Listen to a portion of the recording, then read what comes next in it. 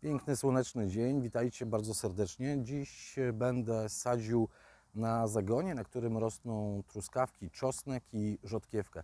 Powiem Wam, dlaczego czosnek sadzę z truskawkami i o truskawkach także wiele opowiem.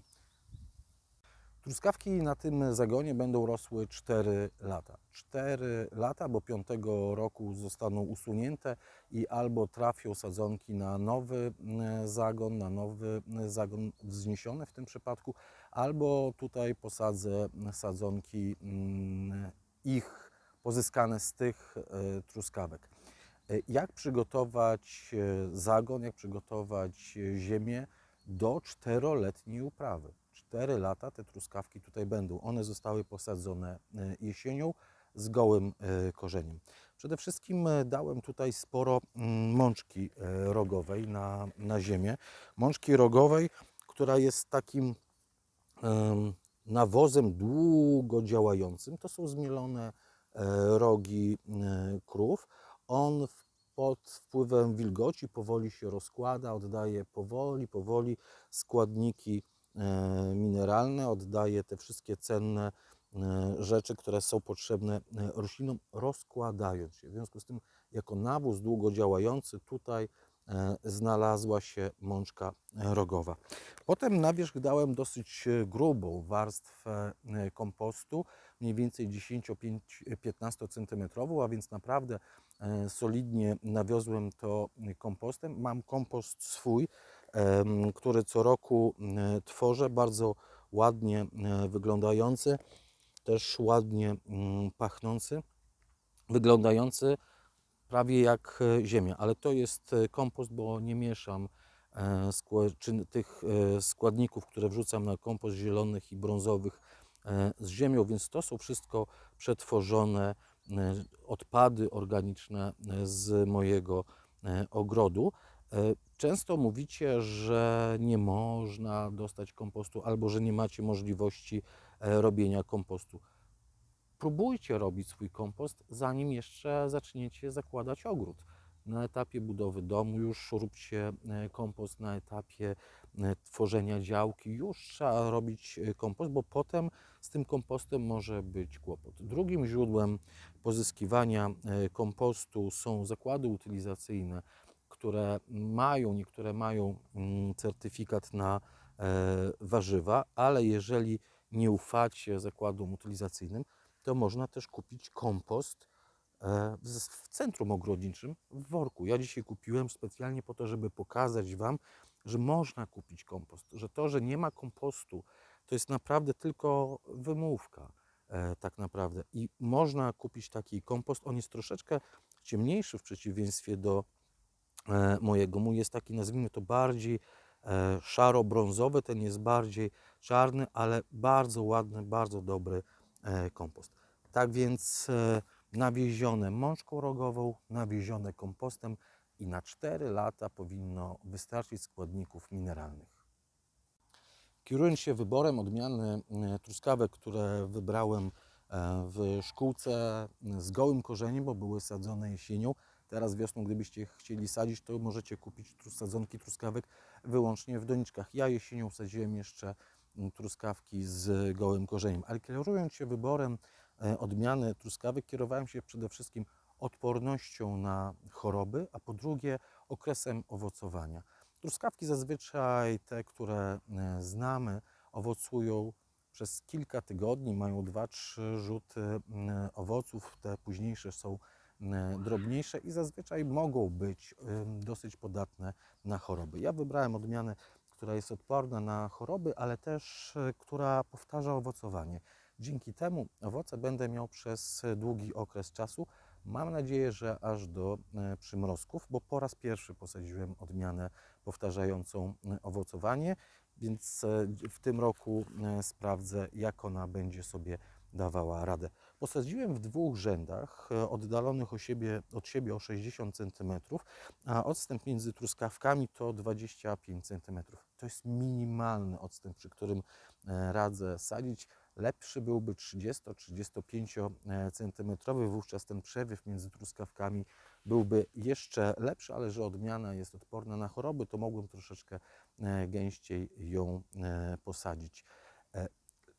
Gdy truskawki zakwitną, kiedy pojawią się kwiaty i będą tak sterczały do góry, bo kwiaty najpierw sterczą do góry, wyściółkuje ten zagon słomą, dlatego że to jest najpóźniejszy moment, w którym warto ściółkować słomą truskawki. Przede wszystkim ochronimy przed odparowywaniem wody z gleby, a po drugie pokładające się ciężkie owoce nie będą dotykały gleby, więc będą zdrowsze i będą czystsze, co dla nas przy tych zbiorach takich do domu, do zjedzenia jest bardzo istotne.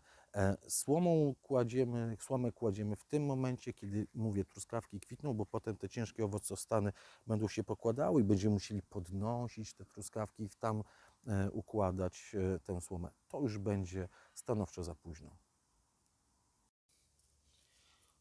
Co dalej z truskawkami w kolejnych latach? W kolejnych latach będę ściółkował cienką warstwą kompostu. Kompostu mojego.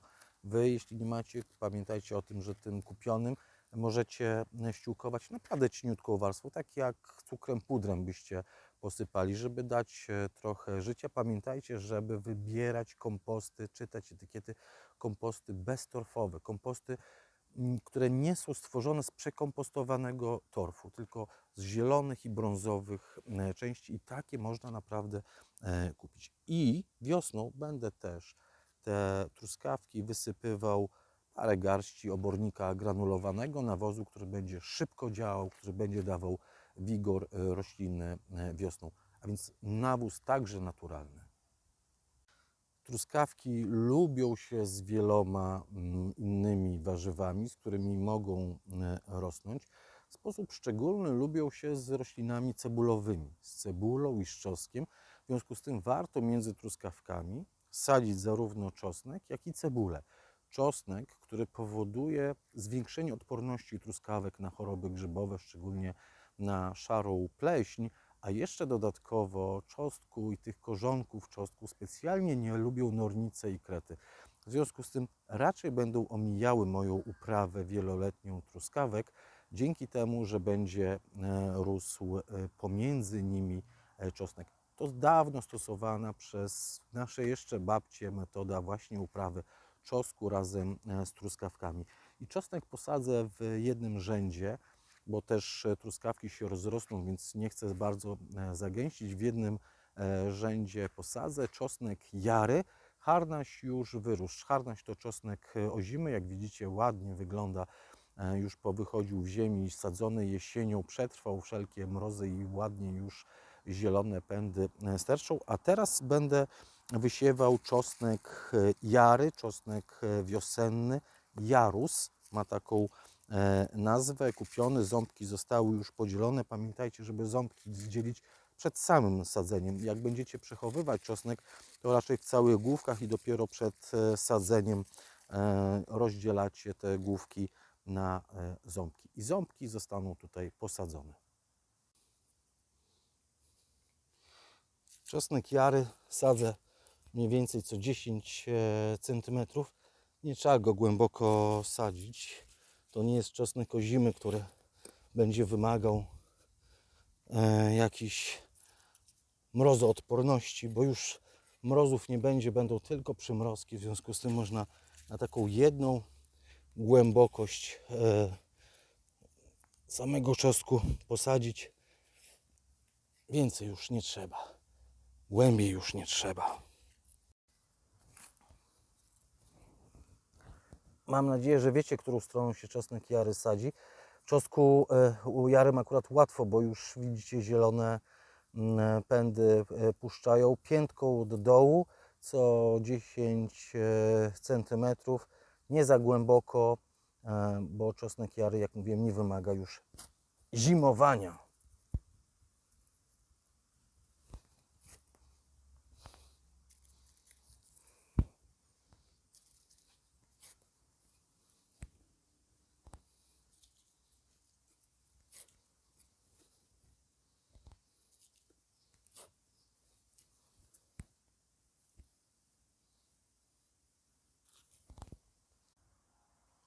Mam nadzieję, że teraz rozumiecie, dlaczego ten zagon powinien mieć szerokość 120 cm, żeby można było wygodnie sięgnąć do środka i posadzić ten czosnek. Teraz co drugą sadzonkę truskawki, czyli co mniej więcej 50 cm, posadzę sałatę. Sałatę liściową New Red Fire, wysianą w marcu. Teraz jest już piękna, dorodna sadzonka. Liście będę zbierał, więc nie będą przeszkadzać truskawkom, a do czasu, kiedy się truskawki rozłożą i będą mieć owoce, to sałaty już nie będzie. Więc teraz sadzimy sałatę. Sałata, która jest, zobaczcie, bardzo dobrze już przekorzeniona, korzonki już weszły. Teraz widać kształt wielodoniczki w środku, tak, zwężające się do dołu, w związku z tym łatwo jest wyjąć sałatę i posadzić. Robię dołek, sadzam sałatę nieco głębiej i już rośnie. I kolejna, i kolejna, i kolejna.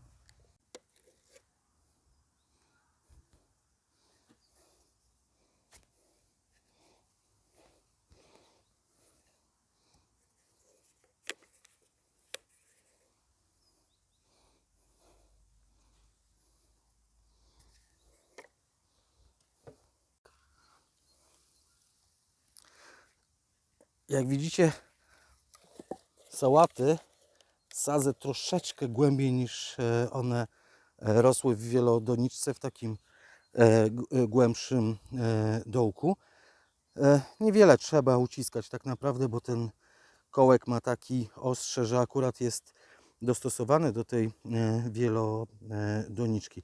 Ale to, co jest także istotne, jeśli sadzicie i wyjmujecie rośliny z wielodoniczki, to starajcie się ich nie podlewać w tym dniu, w którym będziecie przesadzać. Jak już podlejecie, to kilka godzin niech upłynie, zanim będziecie wyjmować z wielodoniczki, bo ta zbyt mokra ziemia będzie Wam się za bardzo rozpadały. One muszą być wilgotne, ale nie za mokre, żeby ziemia się dobrze trzymała korzeni. O, mróweczka pierwsza. Dzień dobry, mrówko. Jeszcze będą chłodne noce, jeszcze będą przymrozki. Warto okryć te uprawy wysadzone do gruntu agrowłókniną albo folią, czyli tunelem foliowym. Ja używam agrowłókniny wiosennej 19, 21 albo 23 gramowej na rurkach PEX wodociągowych kupionych w hipermarkecie, pocięte na odcinki. Będę z tego robił łuki, bo taki tunel z agrowłókniny będzie chronił po pierwsze przed chłodami, przed przymrozkami, a to po drugie będzie też chronił przed wiatrem. Teraz mamy spokój, teraz mamy prawie bezwieczny dzień, ale zdarzają się dni bardzo chłodne i bardzo wieczne i rośliny najbardziej nie będą chciały wystawiać się właśnie na ten wiatr. Pomóżmy im.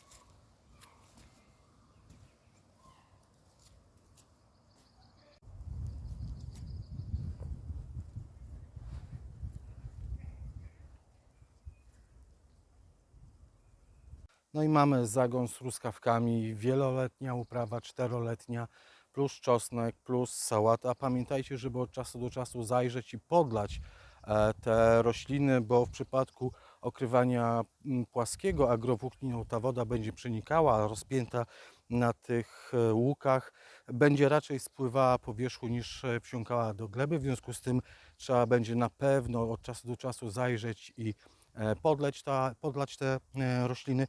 No i to są truskawki, więc najpóźniej, kiedy będzie kwitnienie, zdejmijcie osłonę, bo muszą trzmiele, bo muszą pszczoły podlecieć i zapylić te kwiatki, żeby były truskawki, ale nie zdejmujcie za bardzo, nie demontujcie tej osłony, bo niektóre odmiany truskawek kwitną bardzo wcześnie i potem przychodzą mrozy i potem robią się czarne oczka i nie ma owoców. Na noc można z powrotem zaciągnąć tę agrowłókninę bardzo prosto na tych łukach i mieć chronioną roślinę, albo przynajmniej położyć agrowłókninę na noc. To wszystko w tym odcinku. Dziękuję Wam bardzo serdecznie. Subskrybujcie nasz kanał, słuchajcie podcastów naturalnie o ogrodach i wpadajcie na poniedziałkowego live'a o godzinie 19 na naszym fanpage'u na Facebooku. Do zobaczenia.